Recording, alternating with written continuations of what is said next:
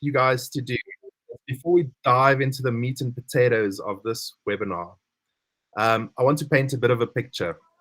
I want you all to imagine that it's the year 2065. And indeed, the state of social is a bit of a mess. Social media as we know it has changed forever. Elon Musk has bought the internet and he's actually ruling it from space. Zuckerberg has finally fled back to his home planet, taking the brands that spend most of their marketing budget on Facebook with him. And then what's left on the earth is a complete wasteland, with the remaining brands fighting it out for that last little bit of out-of-home advertising space. But that's okay. That's why we're here. We are here to comfort you and to hopefully prevent, or at least prepare for, that crazy future that I just described. We're here to take a look at the current social media landscape in 2023, and then hopefully we can gain a little bit of insight into what it might take to prepare for that future that I just described in social and digital marketing.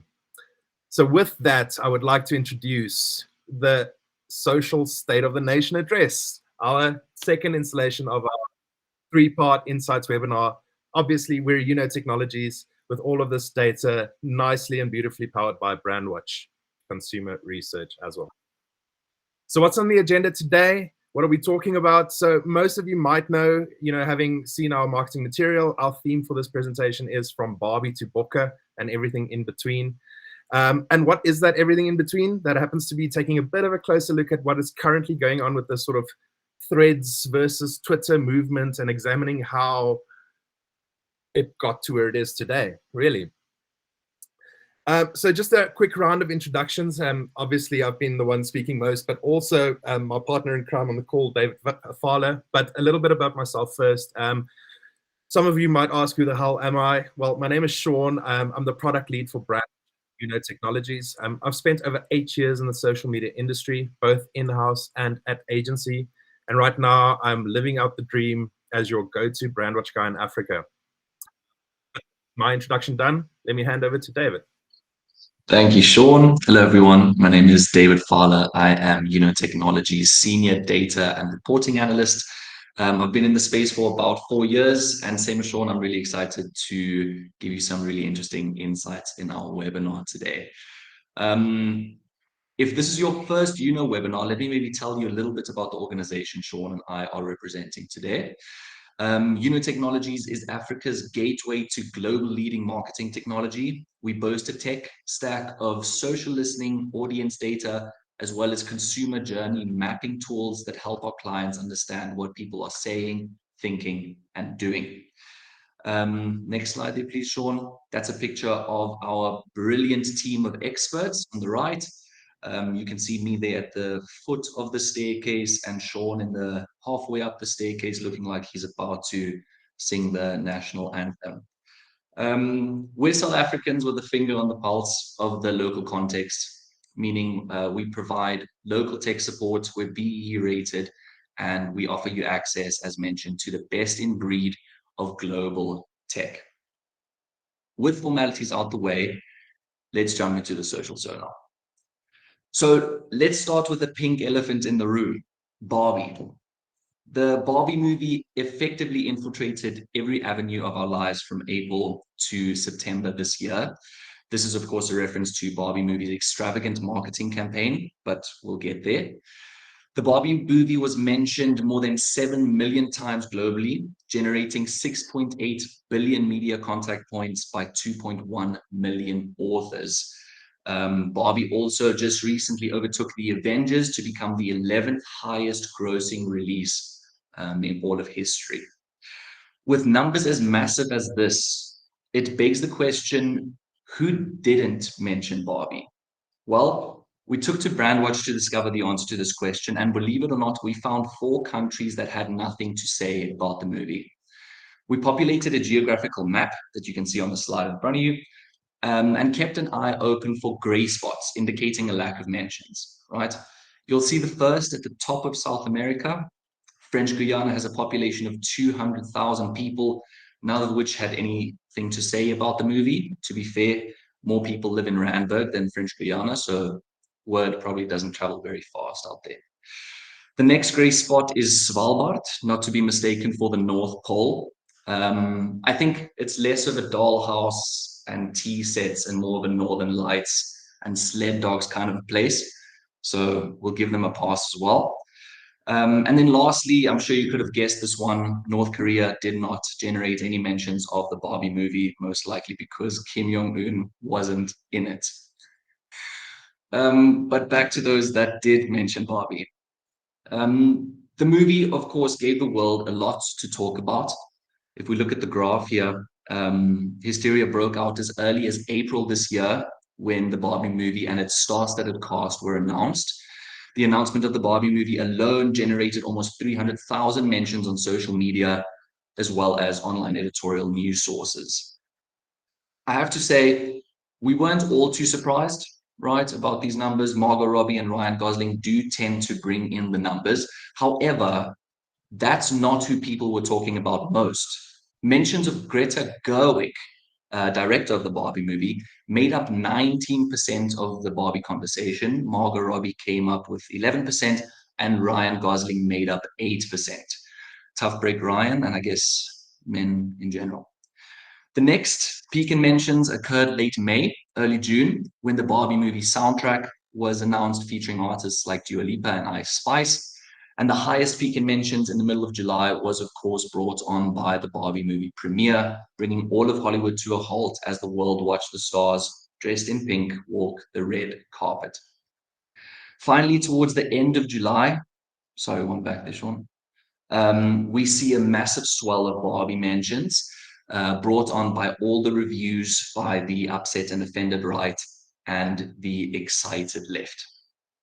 If you didn't know, the production of the Barbie movie required so much pink paint it contributed to a global shortage. You can see here that was covered by news sources such as CNN, The Guardian, and The Economist. Yeah, I wonder if the shortage spread all the way to French Guiana, but probably not. I feel like they would have generated a mention or two if they had.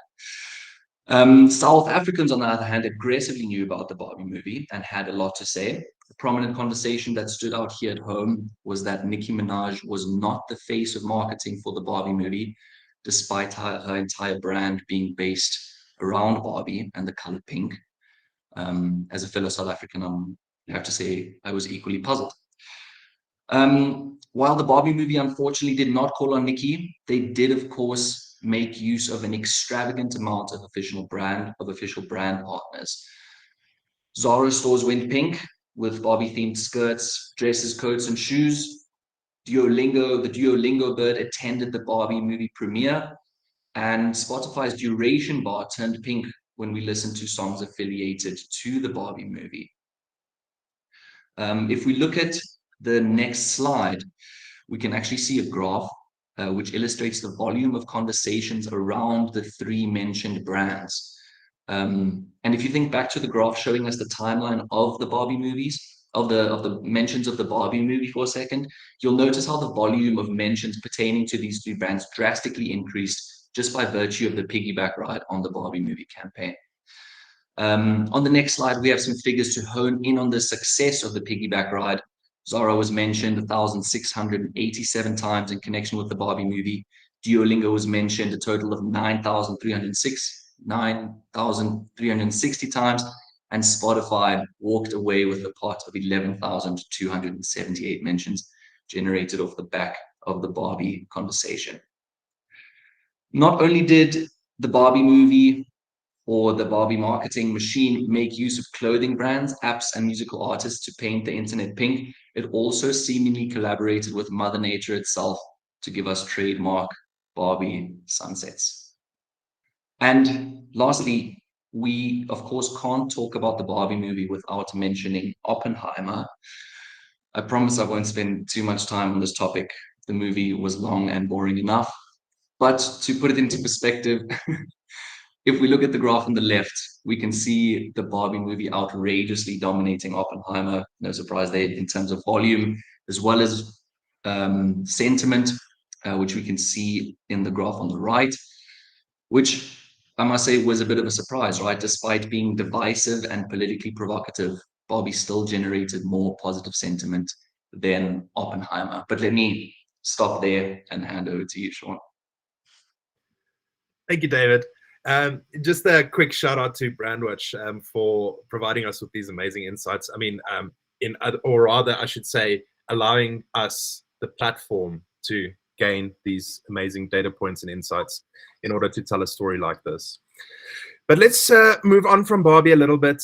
Let's start looking at some social media channels, specifically threads, which is something I feel like we haven't really unpacked or discussed as a sort of marketing community in South Africa as much as we should have over the last few months. It's such a, and I'm going to paint the picture, over the next few slides, but it's such a significant and historical event that no one is talking about. So first, let's actually look a bit at growth. So according to the most recent data, there are actually 130 million Threads users in the world. And this is where it starts getting significant and impressive. It only took the platform 1 hour to reach 1 million users. It then took the platform 7 hours, only 7, to reach 10 million users. And then Threads reached 100 million users in only 4 days. To put that into perspective, let's look at ChatGPT. And I mean, I dare say, I would venture to say that everyone in the world now knows and is aware of ChatGPT and has, to an extent, used it before. But ChatGPT recently set this record for the fastest growth. But it took them 2 months to reach that 100 million mark. But with this enormous growth, there has been a significant slowdown for Threads as well. In 58 days since that 100 million user mark, the platform actually only added an additional 30 million users. Now, it's normal to see that sort of plateau in growth, but it is quite interesting. And let's sort of start unpacking that a little bit more. So the next slide, just to put that kind of into perspective as well, looking at that growth to 10 million, the platform that took the longest to reach 10 million was Twitter. It took 780 something days. Facebook, which was founded a little bit before Twitter, reached 10 million followers in 10 million days. And then check out this sort of remarkable with Google Plus. Who remembers Google Plus and who actually had a presence or a strategy for Google Plus? It took Google Plus only 16 days to reach 10 million users. And now what's happened to the platform? It literally doesn't exist anymore. And now looking at Threads, 7 hours to hit 10 million. And now already a few months later, not many of us are thinking about it. So it's a little bit thought-provoking, and we need to try and understand why that might be. So let's talk about some of the key users on Threads. Mr. Beast here on the right-hand side, I would again arguably say that most of us, if not everyone in the world, has heard of Mr. Beast. We can also arguably say he's probably one of the most successful and influential social media personalities in the world. His Threads account reached 1 million followers in a quicker amount of time than Mark Zuckerberg himself. And on the left-hand side, I should say Mr. Beast is currently sitting on 5.5 million followers. On the left-hand side is the top Threads user of all time. It's Neymar, the Brazilian footballer. He's currently amassed a following of over 9.2 million since he was platform on Threads as well. And then with these huge and arguably some of the most influential social media personalities in the world, I'd like to pose a question to everyone listening. And without cheating and checking on your phones, can you tell me how many times each of these people have actually posted on Threads? I'll give you like 30 seconds to answer. Let's see it in the chat. How many times have each of these users posted? Cool, seeing some answers in here. Zeros. Low numbers. Okay, that's quite interesting. Seeing low numbers, and you guys are actually kind of like in the zone here, because each of these users have only posted 5 times each, with their last activity, if you can see on the top right sort of timestamp, being 7 weeks ago, over 7 weeks, I should say. And now, can you imagine having a platform, if you're one of these people, or if you're an influencer, can you imagine having a platform with an audience of nearly 10 million followers, just to ignore it completely? I mean, what does that actually say about the platform, with the most followed and influential users being completely inactive?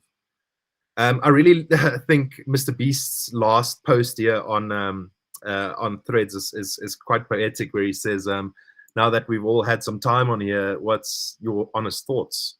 And since then, he has not posted on the platform. So that is kind of thought-provoking. Just going back to the sort of talkability around Threads as well. So Threads will be for the foreseeable future, and was the fastest growing social media platform of all time. You know, we've already established that with some of the numbers earlier in the slides. But as you can see in this graph, the talkability around Threads lasted for only about a week before it really dropped back down to almost nothing. You know, the baseline after is almost the same as the baseline before. And just to put this into some more perspective, daily active users on Threads dropped by 52% in the first week. Daily active users then dropped by an additional 79% since launch. So even though they have 130 million users active, there's no real huge daily active users at the moment. And to put that into some more numbers as well, today users are spending an average of 3 minutes on Threads, while on Twitter/X, users are spending an average of 31 minutes on the app. So that's an order of magnitude higher on Twitter than users spending on Threads, which is quite thought-provoking. But we are going to be talking about Twitter as well. So I want you guys to keep information kind of in mind. But what does it mean for brands? So this comes from sort of my personal opinion, more so than anything else. I believe that brands can and should definitely monitor the development of Threads. At the very least, secure your handle on the platform. It's a simple click of a button. And of course, as you know, if you have Instagram, you can just sign up for Threads with one click of a button. Just in case, reserve that handle. Meta developers, you know, the Facebook guys, are constantly rolling out updates on Threads. They're kind of a sleeper. They're also monitoring, of course they are, what's happening on X, what Elon Musk is doing to X as well. And they keep on, you know, updating the platform very subtly. Meta is also, besides tracking their competitors, listening to user feedback as well. So this, coupled with the inter-app sharing capabilities with Instagram, makes it a very compelling ecosystem and very present in the public consciousness, even though you might not think so. And as you can see here, we just used Brandwatch to pull up some sentiment between Threads and X. And even though the volume in mentions around X is much higher than on Threads, people are still talking more about Twitter than on Threads, the sentiment is kind of even, you know, with positive and negative between Threads and X being very similar. So people are still kind of, you know, weighing up their options in a way. But just in conclusion, again, sort of my personal perspective on the whole Threads conversation is, while you are, for this, especially for the strategists and the social media managers and the brand managers out there, while you're building your strategy, use Threads as a testing ground. You've kind of got nothing to lose. Experiment with tone and messaging styles while listening to your consumer feedback. Play around in that niche that is currently on Threads. You know, there aren't that many eyes on the platform, but just now you find something that actually works, that you can then retrospectively actually bring back into your more established channels. Or if Threads actually ever becomes huge, your brand will then already have an established presence. It's kind of a win-win situation. So be prepared. That is kind of the thoughts I want to leave you when thinking about Threads. But with that being said, let's move over to Twitter/X/Elon Muskville, whatever you want to call it. And this again is something, I mean, everyone about, but let's unpack it a little bit in this context as well, especially in the context of Threads. I mean, the last year for Twitter has been such a whirlwind of a time. It's really hard to keep track of where we've been and where we are going. So in order for us to really find our feet, let's do just that. Let's take a quick look at the sort of brief history and most significant points in Twitter's history. And then perhaps through doing that, we can actually catch a glimpse into the future of Twitter as well. So I would like to present to you guys the sort of timeline of Twitter, the Twitter timeline, as one might say. And just again, like I said, highlighting some key points in its history so that we can understand what might be coming as well. And the very first thing, as we all know, I mean, I'm not going to bore you guys with the history of Twitter, but Twitter was founded in 2006 with the very first tweet here by their founder and CEO, Jack Dorsey. A little factoid around Jack Dorsey's first ever tweet. It was, as some of you might know, relatively recently minted as an NFT back in 2001. And then it was bought by some crypto entrepreneur for $2.9 million. But today, as you guys know, NFTs have kind of fell off the wayside. That $2.9 million tweet is now worth less than $4. So that's quite a crazy loss of investment. Moving forwards, 2013 was quite a significant time in Twitter's history. We mentioned that Twitter goes public. Sure, yeah, you know, that's great news for any kind of company. And it's also significant because now that Elon Musk has bought Twitter, it's actually gone back to being private again. But more importantly, in 2013, actually also signifies the start of the mobile age. And what I mean by that is Twitter at that time in 2013 actually released Vine. So some of you might remember Vine, probably will. It was huge. It was basically the precursor to TikTok, but it was very underused in relation to how people are using TikTok right now. And one might almost argue that Twitter was a little bit ahead of its time, you know, with the release of Vine. I can see James saying he misses Vine. Yeah, people saying, Tegan saying Vine. Yeah, we all love Vine. And even to this day, we see Vine compilations on YouTube and TikTok. So really something ahead of its time. But what's important here is the other stat from 2013 as far as Twitter is considered. And that is the company showed that 200 million users in 2013 sent over 100 million tweets per day, with nearly 60% of those tweets coming from mobile devices. So Twitter really spearheaded that sort of movement of the mobile device, people consuming media on their mobile phones, people engaging with friends and family and social media on mobile phones. And really Twitter was the sort of spearhead of that mobile first movement. Moving on to in terms of innovation to 2015, I saw the mention of Periscope in the chat already. This was when Twitter actually acquired Periscope as well. Lots of brands used it. Lots of individuals use Periscope, of course. So just showcasing more and more innovation from the platform as well. Also, incidentally, in 2015, Twitter Moments was launched. I wonder who remembers Twitter Moments and who used it. But again, sort of Twitter trying innovation, trying new things, see what sticks, see what doesn't stick. Moving on a little bit in the timeline, we've got 2017, the increase of the Twitter character limit to 280. Can I get a whoop in the chat from all the copywriters? I think that was quite a nice update at the time. But then going into 2021, the launch of Twitter Spaces, which is absolutely something we all still use and consume to this day. More innovation from Twitter.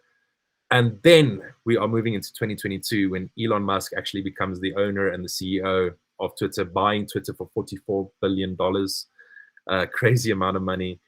And as such, pretty much single-handedly changing the face of social media as we know it today. So now you guys might see that in this timeline, initially we were skipping over years and years and years. Right now we are skipping over months and months and months. So in other words, so much crazy stuff happening in recent times. November 22, when Musk lays off half of the Twitter employees, later on it actually turned out he actually fired an estimated 80% of its contract employees without formal notice.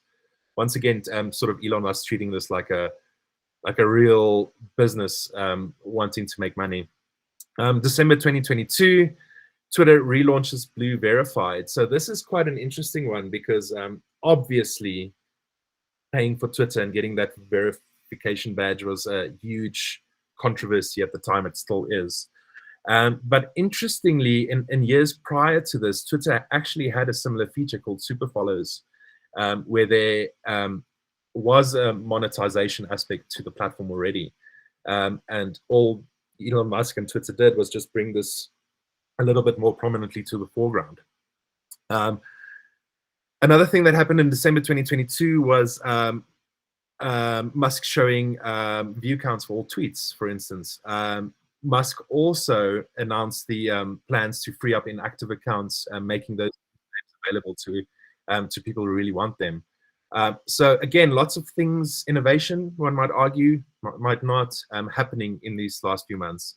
And then, of course, July 2023 is when Twitter rebranded as X, and really causing some major talkability and upset. I can see thumbs down in the chat. I can see people still have quite harsh feelings about it.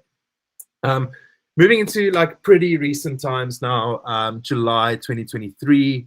And this is, I must be honest with you, a feature that I really do like in a way, as the sort of creator fund and the creator monetization program that X has followed, where people actually are seeing valuable and tangible income from their efforts on Twitter as content creators. This, I think, is a cool one. But again, it stems back from that super follow initiative that Twitter had in the past. And then August 2023, some of you might know this, some of you might not, but Musk will be removing the block feature on X, and it will no longer be available for users. So me as a community manager in the past have already used it quite significantly to abusive clients and customers and those kinds of things, but also in a personal capacity. You know, social media users value their online privacy and online safety. Now with the removal of that block feature, that is going to ruffle some feathers. Of course it is. And then what's next? No one can say. I mean, there has been news very recently, as recently as yesterday, where Twitter might become a full paid subscription model to every user on the channel. We don't know what that's going to look like. We don't know how that's going to roll out eventually, but that's something to keep a hold on. We just don't know what's going to happen to Twitter. What I would advise, though, for everyone interested is follow this X account on Twitter, literally just at X, because this is, and I must give them kudos for this, because this is something Facebook does not do, is open and active transparency as far as updates are concerned, which I think is quite interesting. And if you want to stay ahead of the curve, absolutely follow this account. But let's take it a little bit more seriously here now. So let's look at this. This is the share of that Twitter has in the digital advertising revenue space worldwide. So we can see over the years it has been kind of stable at 0.8%. And just to explain this in a little bit more detail, what this means is, of all the money that is spent on digital advertising in the world, this percentage is spent on Twitter. So in fact, since the time Elon Musk has bought Twitter and started mixing things up here, we can actually see there hasn't been a huge change in global advertising revenue spend. But we can see projected in 2024 that it is set to drop. So this is something we should all keep our eyes on and see globally what brands are spending on Twitter. And we should also see where those followers are going, which leads me into my second slide, or my second to last slide. This is a graph of mention volume in South Africa on Twitter. In other words, this is every single mention made on Twitter from 1 January 2023 in South Africa. We can see there was a total of almost 170 million tweets being sent during this time, out of over 550,000 unique authors. But what we can see is that mention volume is actually slowly trending upwards. In other words, people are still using Twitter. People are still talking on Twitter. People are still tweeting. Twitter is as active as it ever has been.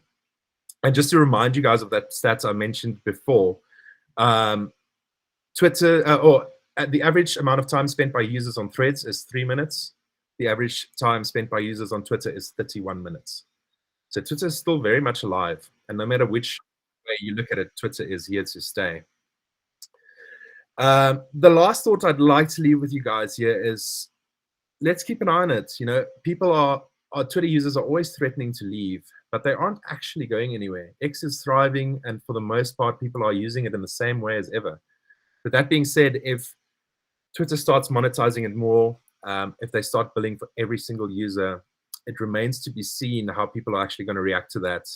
And if they're and if Twitter does not or stops taking user feedback into account altogether, what are the alternatives? Is it Mastodon? Is it Blue Sky? those are very small platforms, very niche platforms.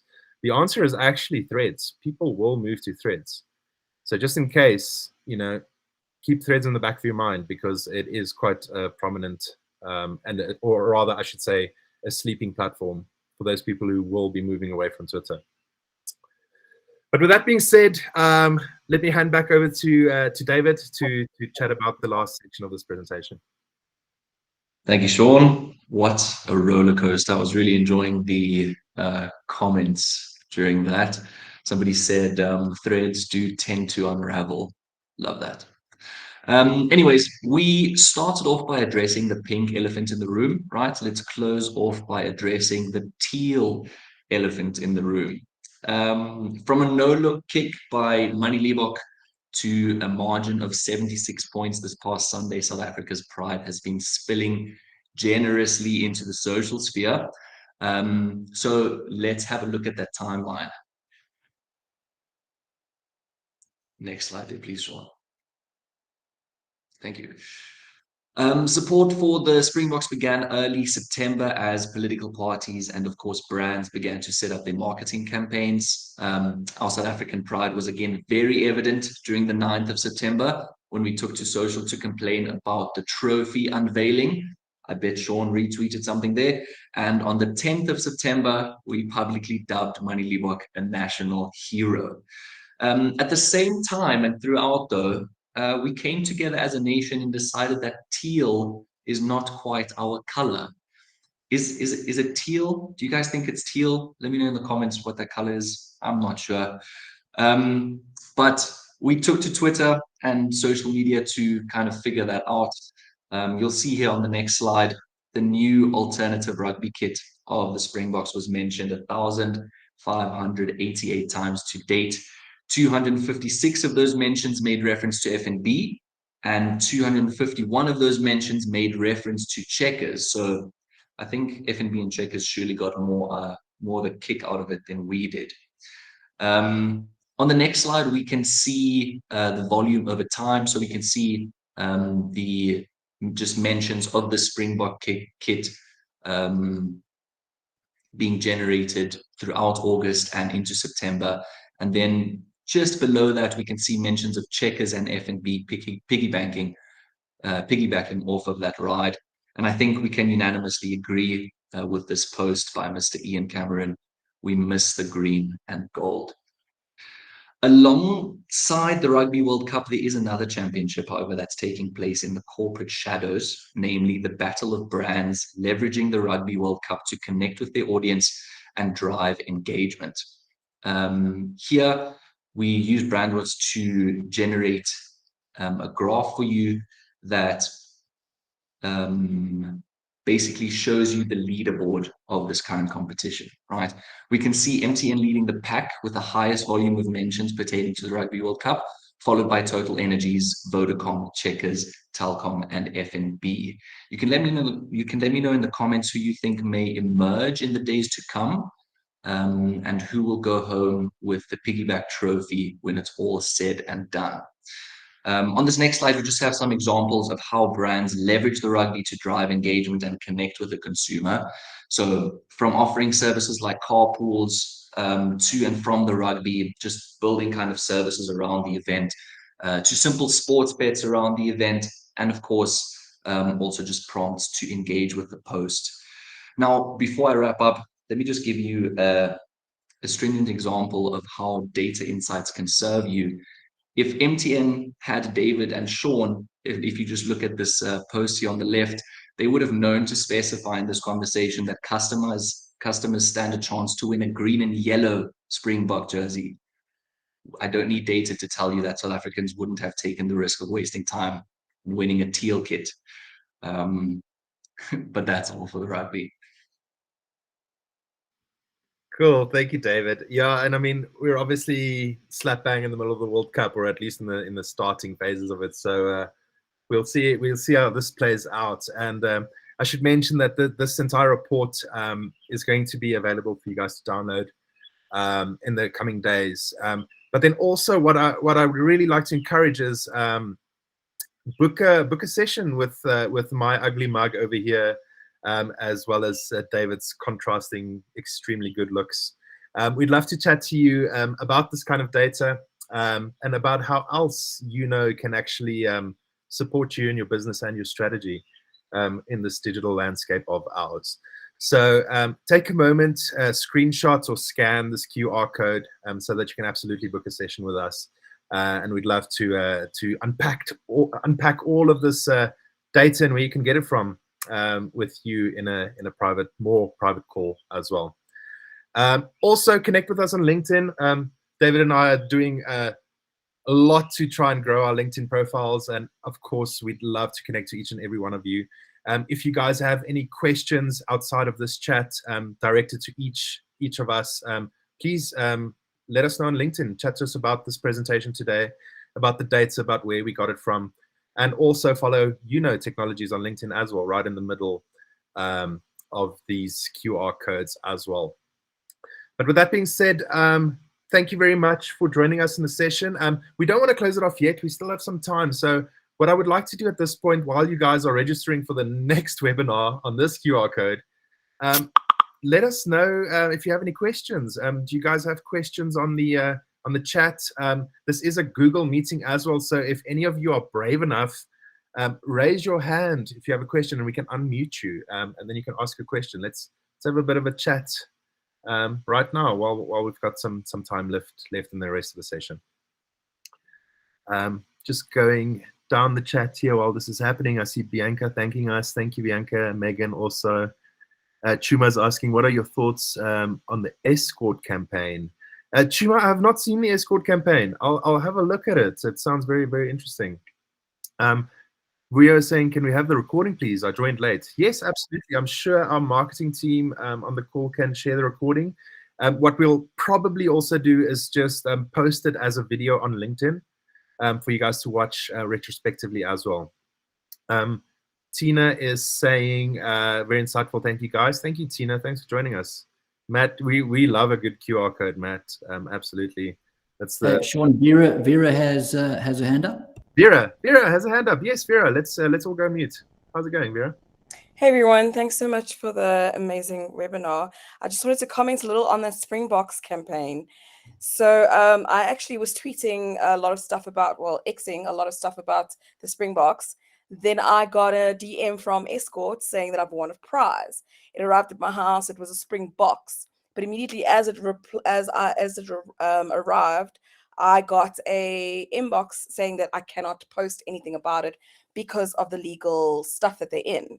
So basically they were leveraging off the Springbok brand by saying a Springboks. And it was just a box with like socks and scarves and stuff that's got the green and gold color, but it's got a little pig that's the color of the Springboks, also like jumping out the same way that the Springboks the Springbok jumps out. So they got they're in that legal pickle. And then I saw another link that said that brands, they're protecting the Springbok name and that brands cannot leverage off it in that manner. So yeah, I just wanted to give a bit of insight into it. I do have all this great stuff that I can't post, but it's it was a very smart campaign what they did. Springboks, BOX instead of Box KS. That's very cool. And they were obviously using social listening tools like Brandwatch to pick up on your initial tweet as well, which I think is super, super cool and shows the power of social listening as well. It is a little disappointing that you can't post about it. I mean, kind of the sort of campaign dies at that point, or rather, I should say execution, but still sounds super, super cool. And I'd love to look into that a little bit more as well.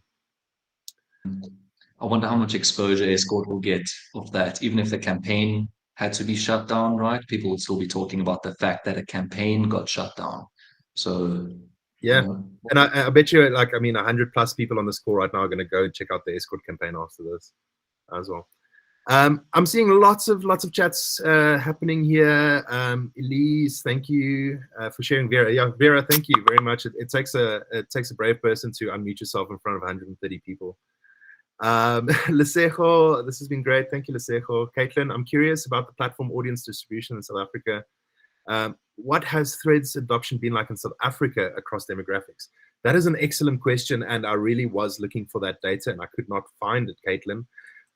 So we'll definitely do some poking, and what we can absolutely do is set up a sort of a mini report once we have that data for South Africa specifically in threads that we'll post on our LinkedIn. So again, a little call to action to follow our LinkedIn if you do want some additional information.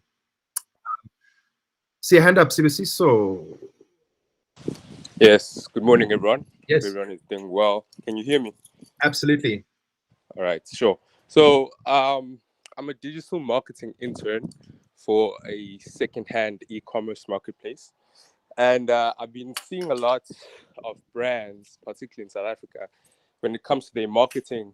It's more about jumping on trends and, just being relevant and less innovation, particularly upon themselves and the work that they produce.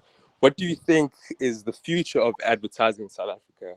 And how are brands likely to connect with their audience? Yeah, that's a good question, and I think the first sort of answer is for brands to understand where their audiences are and where they are planning on going, which I think is one of the things we sort of tried to highlight in this presentation. Let's not sleep on threads because, like I said, the alternatives out there are Mastodon and Blue Sky, which no one's really looked at. I mean, I'm assuming this by saying this, but it's kind of true. I mean, the second option here is threads. And then I think for brands to remain relevant, sure, you can jump on tactical content, but more often than not, we do often see that it's sort of a hit and miss kind of situation.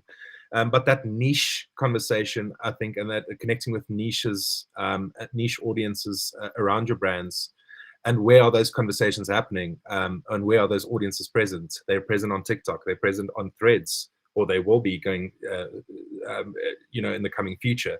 So I think from a strategic perspective, it's just understanding your audience, understanding the niche, finding influencers that also play on that niche, and those kind of things. It's just having the organic connection with your audience, I think, is going to become super more important rather than just leveraging tactical days and tactical sort of events happening. I hope that answers your question, Sibu. Yeah, it does. Thanks. Cool. Caitlin raised her hand. Hello, Caitlin. I think you're still on mute there. I'm rubbish at touchpads. I miss a mouse. How's it guys? I just wanted to ask, there was a really cool comment about the TikTok. Eddie mentioned maybe including a little bit more about TikTok and some of the other much more utilized or with deeper penetration kind of deeper platforms that are used quite consistently in SA. I know our specific clients, I work at an authorized FSP, we're in the legal insurance space. It's not nearly as sexy and exciting as a lot of the other digital comms that we get out, but we've got a really big presence on WhatsApp. And obviously there are constraints with how much communication you can send out with WASPA and things like that. Do you guys do work around that kind of data as well? So the really high utilization platforms with a lot of different kind of avenues for engagement, like the kind of data that you guys can get there? Right, that's a good question. I mean, using WhatsApp as an exact example, I mean, with it being part of the Meta universe, and of course, as we all hope and expect, there are serious privacy limitations around WhatsApp. So in terms of the kind of data you can get from that platform is always going to be limited. I did see mention in the chat around things like Discord and I mean, I guess even Telegram is sort of falls part in this conversation.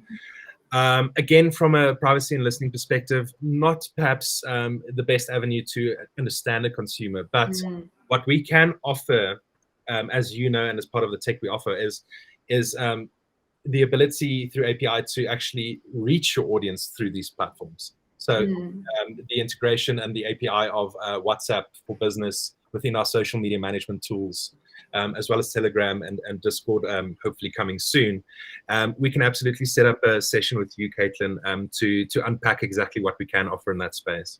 That would be really interesting because we've just launched something called it's called My AI Lawyer, and it's based on the large language model that powers ChatGPT. Right. And it's been trained not just on South African specific like labor law and constitutional law, but it's also been made available on WhatsApp. So you can literally like WhatsApp a lawyer and get some legal advice, and then you can take that where you need to take it. So it'd be very interesting to see what kind of response that gets. And obviously you can't listen to an individual conversation, but like in terms of if there are ways of kind of looking at where people have gone from WhatsApp, and if they're mentioning WhatsApp in connection with other things like AI lawyer and stuff like that. Yes, absolutely. And painting that whole picture of your voice of your customer, as well as their customer's journey throughout each and every touch point with your brand, I think is absolutely something we can offer you. So let's unpack that more. I have heard of this AI lawyer integration. I think it's super, super, super exciting. Legal Interact and legal.